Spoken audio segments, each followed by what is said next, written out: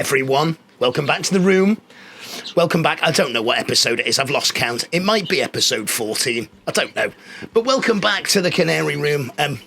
Lots in store for you today. It's a quick trip, I think, back into the room. Fanciers will know that this time of year, early September, birds are still in the molt, which basically means we spend our entire day with a hoover or a brush or a combination of both, cleaning feathers up. That's all we do. We just clean feathers. And it's exactly the same here in the Canary room. Some of the birds, some of the first round fifes are looking in good shape. Some of those fifes are just what we call breaking into the molt. So we'll have a little look at that. We'll describe that throughout the show. Thank you to everyone who has donated to the channel over the summer. Much appreciated. Thank you very, very, very much indeed for all of your generous donations. Everything that you donate to the channel goes to paying for things in the bird room. So whether that's new camera equipment, whether sometimes it's new birds, or whether it's various different bits and bobs, it goes back into here. So listen, everybody, thank you for your generosity. Thanks to everyone who got in touch after the show last week. Little something different on the Canary room, and many of you were asking, will I have budgies in the shed? Well, I have had budgies before. Those of you who know my life story will know that I began with budgies. No plans, certainly for the time being, although massive thanks to Sam and all the team. Really, really lovely show. Reminded me of what bird shows should be about. Lots of banter, lots of fun, lots of people working hard. So massive congratulations to the lads at Trent Valley and ladies. Stunning show.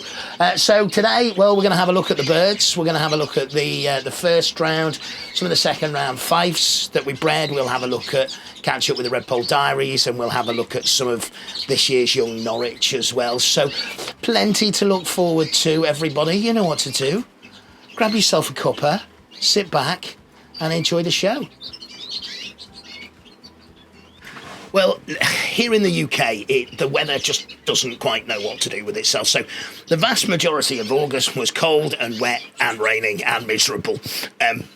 And then we've hit September just as the kids go back to school, and we've hit temperatures of 30 degrees again. So you can possibly see it is pouring out of me. And that's for two reasons. The first reason is it's bloody warm. The second reason is I'm poorly again. My delightful little daughter Charlotte has had scarlet fever, and she's given it to me, which is very, very kind of her. I am on antibiotics. I'm no longer contagious, and I am on the road to recovery, thankfully.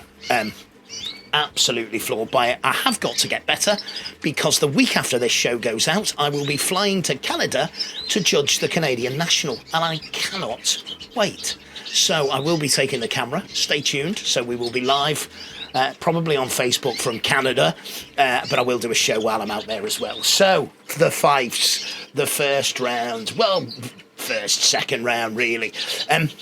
You'll see behind me here the bank of cages. We've got 24 cages now. Vast majority of those, 21 of those cages are have all got single birds in. I've decided to single the birds off this year. Finished the season with about 50, just over 55 bred. So not a bad season, but, you know, importantly, and I always say this, quality seems to be there. There's some very nice clear birds starting to take shape. Those of you who keep clear birds will know that the clear birds, particularly in the fifes, don't know whether it's the same in other varieties, but the clear birds change the shape an awful lot. And, you know, you can't really judge them until they've finished off. Now, you will hear fanciers talking about the need for a hard frost. My first show is around about 3 weeks away. In fact, when this episode goes out, the first show, which is the National at Stafford, will be 3 weeks away. I'm going to be honest with you, I don't know if I'm going to have any birds ready. No chance, I don't think, of having a frost between now and then. I have adjusted the lighting, which is key in sort of trying to get the birds through the molt, but they need a real coldness to finish them off, to harden the feather off, to really, really bring them into condition. We're not going to get that. We might not get it until early November, so we'll see. birds behind me here, range of clear birds. Got a range of colours in the shed that are bred. Some 10% birds, so 10% variegated. There's a cinnamon, there's a couple of fawns. Our white line has produced for us, it's produced a couple, I think, are hens. So there's a very lightly marked white hen that we can see here, which has got some show shape to it. I quite like that. It's quite a nice bird. There's a variegated white as well, which is useful in terms of developing the line. A little bit more about that later on in the show, but a useful bird. Quite a lot of clear birds, 10% birds. So 10% in the face refers to, 10% of the feathers are dark on a light bird. We've got a couple of white ground. We've got more than a couple of white ground birds. So we've got a heavily variegated blue up here. There's another self blue here. There's obviously the white there. There's a couple of fawns. There's another white. So a nice mix of those. And then we have bred a number of variegators, which is good because we didn't have, I don't think, any last year, maybe one or two. And we've bred some dark birds now, not my normal number of darks by any stretch of the imagination. So these birds are starting to come through the molt. How do we get them through the molt? Well, look, you can't rush the molt. Okay, you can help the molt along, but you can't rush it. So basically what the molt is, it's an annual replacement of feathers. We call the birds flighted birds, we call the birds unflighted birds. Here we can see a flighted, heavily variegated yellow cock. Now, these cages were cleaned 4 days ago. This is the number of feathers this bird has dropped in 4 days. You can see the bird, he still looks really well. If you look closely, you'll notice that he hasn't got very much of a tail. In fact, I think there's one feather left in his tail. Now, this is a flighted bird, it's an over-year bird, and that means it's dropped its flight feathers, okay? An unflighted bird, which means a bird bred this year, in the first molt, they don't drop their flight feathers, and that's the difference between the two. What we've also got here next to it is a clear buff cock. Again, it's a bird we'll keep for breeding for next year. You can see this bird is far more advanced than the other bird, and it's just got pinned feathers on its head. It's got its head to finish off. So that's really the sort of the way those birds are going. If we have a look at this dark bird here, this is an unflighted dark bird, and what you can see is it's just starting to break into the molt, and you'll see that it's got a real sort of fluffiness around its tummy, a little bit like me. So that bird's just breaking into the molt. That bird is, should be a nice bird when it finishes. It's not going to be finished anywhere near early November, so we'll keep an eye on that one. So lighting plays a key part in the molt. In terms of sort of husbandry, I have knocked egg food on the head now. I have been giving it, I've been giving them some unifeed as well, but I've taken that right back down. They're on a really good a really good mixed canary, but it's a relatively light one. With the fifes, I don't want too much fat on them. I want them to get through the molt. I want them to get through the molt quickly. I don't want them to get too much weight on them. The other thing, swear by it, baths. Don't know if you can see. You can, because I can see it in shot here. Bluebird here. Pop the bath on. And I'm giving baths. I'm offering baths daily to all of the birds. So I've gone back to the wire baths. The birds seem more interested, more free to sort of go into them. So lighting, plenty of baths, and in terms of your feeding, you want to give the birds enough to get through. It's a replacement of feathers, so I make sure I will give them some calcium. I know there's an annual thing about whether you give them grit or not. I do offer mine grit. I will give them a little bit of conditioned seed. I will give them a little bit of egg food. I will give them things to help them through. So the molt is something that you want the birds to be through as quickly as possible. All right, that's the canaries. Coming up now, we'll have a quick look at the Redpolls.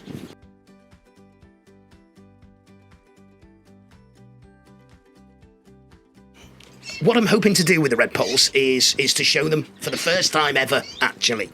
And to that end, I've singled off 8 birds. There is an agate in there. There is 3 coalbolts. there's a normal, and there are 3 pieds. And what I'm looking for is a sort of cobbiness, and I can see that in a number of the birds already, and singling them off or putting 2 in a cage will help with the cobbiness. I'm looking at depth of colour, and I'm looking at the striations, so the stripes down the side. There's a normal there, which I think is nice. It's got a nice depth of colour on it. It's nicely marked. It's quite a steady bird. We will have a little look at it now in a show cage, and it's not spent any real time in there. What I am doing with those Redpolls is I am giving them a little bit of colour food. I'm also giving them larch seed. Little large seed in finger draws, and they absolutely love that. So that's just the sort of the Redpolls there. What we will be doing shortly is DNA sexing all of the Redpolls. In the flight behind me here with the rest of the native finches, we've got some siskins in here. We've got the rest of the Redpolls. We've got a Goldie, there's a Greenie in there, there's a Twite in there as well, and on the bottom we've got the rest of the young Redpolls. Now there are some lovely birds in there as well, so I've been limited to 4 cages really, so I've been limited to 8 birds, and what I've tried to do with the 16, 17 Redpolls that are bred is pick out what I think are the eight or so best. So not to say that they're not any good, but I think I've probably got the sort of the best out. There are some second round, some later bred birds in there. I'll keep looking at them. And I'll get them out, and I'll keep looking at them. I will DNA sex everything. There will be, because we've had such a good season, there will be some mutation Redpolls to go, so definitely some cobalts to go, and there'll definitely be some pieds to go. So I can bring them to Stafford. If you need anything, just hit me up, drop me a message, send me a PM, whatever, and we can sort something out there. So really, really pleased with the Redpolls this year. And certainly have got myself set for next year with them. So that was good news, wasn't it? It's unusual for the Redpolls. Let's catch up with our friends now in the Norwich Notebook.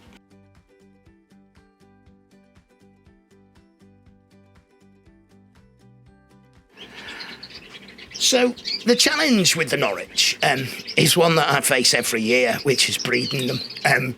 And this year I am pleased to say that so far, touch wood, we've got 7. So we've got 7 young Norwich this year. We've got 3 allied to whites, a couple of variegated whites, one in particular I really like the look of. We'll have a little look at that in a show cage.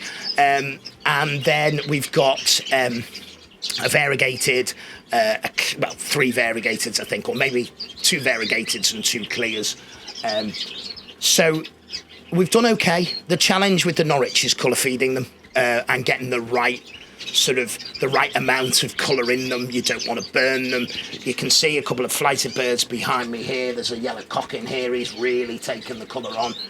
He looks great. And the buff cock, which I didn't colour feed last year, but I have colour fed this year in a finger draw. You can see he's at a very different stage of the molt as well. The hens, they're all in a flight. So they're enjoying sort of a bit of space, and the young birds at the moment are down here. There's one in particular that I really like the look of. I don't think I've got the colour feeding right on it, which is a real shame. I think it's going to be a buff cock bird.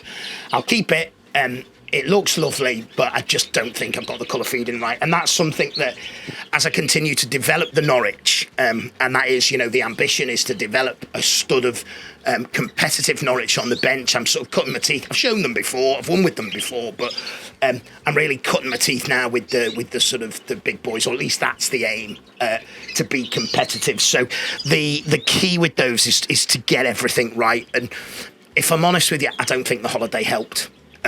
So I did leave instructions and some food made up, but I'm not sure it was fed consistently. So I think they've gone 2 weeks without colour feeding. So it's a bit patchy, which is a real shame because it's a lovely looking bird. But look, I'd rather have a lovely bird to breed than a lovely bird to show. So fingers crossed that looks okay. But pair of them, there's a couple here we can see in the show cage, and they do look like really, really nice birds. So I am super, super, super pleased with that. So let's talk about the white line. The white line is still very much a work in progress. And when we talk about creating a line of birds, what we're talking about is it basically becoming my line of birds. So we know last year we bought in some birds to get white, the colour, back in the room. We bought a lovely variegated white off Keith, and we got a really nice white off Shane as well. Those birds have produced. We've got a couple of whites from them. I think the whites that I've selected are both hens. There is another white, a pure white, still in the flights, which I'm having a look at as well. But I think the two I've selected are both hens. One behind me here, I think you can just see it in shot, is more of a show type than the other. I probably will show them both. They've both got quality to them. Now, deliberately, what I did when I was pairing those birds was I paired a father and a son over them. So the young are related. Okay, so those two birds, not related through the hen line, but they're related through the cock line. Now, the temptation when you're breeding a line of birds would then be to put another cock over both of those hens and, have half parents, half brothers, half sisters, etc., and build on from there. The challenge being, if I look at those two birds individually, they need different things. So they need different attributes to them to produce the quality that I'm looking to produce, and the quality I'm looking to produce consistently. So when I select the pairings for next year, I may well pair those birds again as straight pairs. So I may well put those birds together with just one cock. Now, the likelihood is the cockbirds that they go with will be related. I run a relatively tight line of cockbirds in the shed. All of my clear birds are related. All of my dark birds are related. And what I've done last year is I've moved some of the sort of, to build a variegated line, I've blended the two lines together. So there are clear lines and dark lines in the variegated birds as well. So there's families of birds. What I've also done, made a couple of very important acquisitions. Now, indebted always to this particular fancier. I've known him for 2 decades. I have sort of access to his breeding records, so that means when I'm selecting a bird, and I generally look at the birds there, and I'll put my name down on them. One of these birds I've waited nearly 4 years for, the other one 3 years for, so I'll only get probably a season, maybe 2 seasons out of one, maybe a season out of the other if I'm lucky. But a couple of acquisitions in on the cocks, which is going to help me for next year.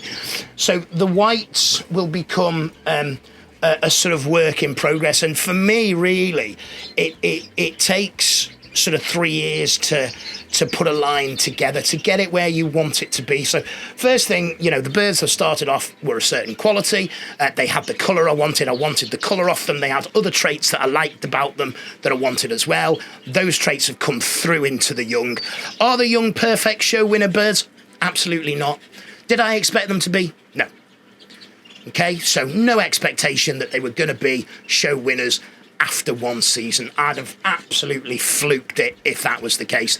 Have I got stuff to work with now, which is better quality than the parents? Absolutely, I have. And that's what I'm looking for. Building a line of birds is about patience, okay? If I look at the pedigree records of all of the birds in my room, and I can trace the birds in my room back generations and generations and generations, the pedigree, what that does is it means when I put things together, I am, to an extent, as much as you can, I am de-risking the outcome, so I can predict to a greater or lesser extent that the quality of the birds that come out from those pairings will be of a superior, certainly as good as the parents. I always want them to be superior than the parents. That's what I'm looking to guarantee. That's one of the reasons why, I've spent so much time building a stud of birds. I've been very selective with my outcrosses. The white line was the exception, but very selective with the birds that I've bought in. I've bought them in for a specific feature. I've tried them on the side. I maybe have or haven't blended the lines together, depending. So that's the white line. We'll see how that goes. Stay tuned to the channel over the next few years. I think I've just committed myself to doing more of these bloody shows. So So that's the white lies. Then in terms of the birds as a whole, just before we wrap up for today, in terms of the birds for the whole, what I've done is I've got the sort of the stud cocks, really, they're on this wall here. So there's 2 stud Norwich cocks, which I'm absolutely keeping. There are 6 actually. I'm telling a fib. There are 6 Fife cocks on this wall, all in single cages, which will form the foundation. And for next year, and next year, Matt, you haven't even had this breeding season, it's just about finished yet. I'm always got to be thinking ahead, always thinking 1, 2, 3 years, 4 years down the line. So for next year, I'm going to change the breeding approach again a little bit each time, each year. It's a little bit of refinement, a little bit of a tweak. So the plans for next year, I'm going to keep 6 cocks here, and each of those cocks is going to have 3 hens, and then I'm likely to run 6 or 7 straight pairs on the other wall. And what that will be is the straight pairs will be related to the key 6 cock birds that go on this wall here. All right, so they're the birds that I'm going to get and spend sort of most of my time with. Hopefully the pairs will do the business, and what the pairs will do, their quality, they will breed birds, whether they're hens, whether they're cocks, that can go back into that line. Some of the cock birds that are on this wall, they'll just biding their time. They're biding their time because they will be coming onto this wall in the following season, depending on how they produce this year. So that sort of, any of you who've read things on my website will know, I use that sort of pyramid system, that older cock bird gets to the peak. I know lots of people use lots of unflighted cocks. There will be, I think, 1 unflighted cock on here this year, because I think he's of really, really outstanding quality. So he will get 3 hens. Very unusual for me to do that. Very unusual. Listen, everyone, that is all we've got time for. As always, thanks for watching. If you've stuck to the end, thanks a lot, everyone. It means the world to me that you stick with the channel.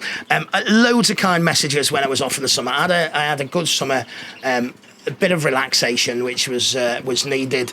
Took a bit of time from work as well, which was much needed. I am back on the road over the next 3 months. In fact, the next 3 months are going to be crackers. Okay, so we are off to Canada next week. Then we are over to Belgium in October. We are over to Germany in November, and we are over to Malta in December. So we will be doing a hell of a lot of miles with these birds. I have got a number of judging engagements as well, in the UK, across the UK, and I will also, assuming these birds finish off okay, I'll be out on the show bench too. So if you see me anywhere in the world, stop and say hello. I really appreciate it. If you've enjoyed the video, hit a like, hit the thumbs up button, leave a comment below. I love reading your comments and try to reply to all of them. And if you want, share the video as well. Until next time, everyone, thanks for watching. Take care.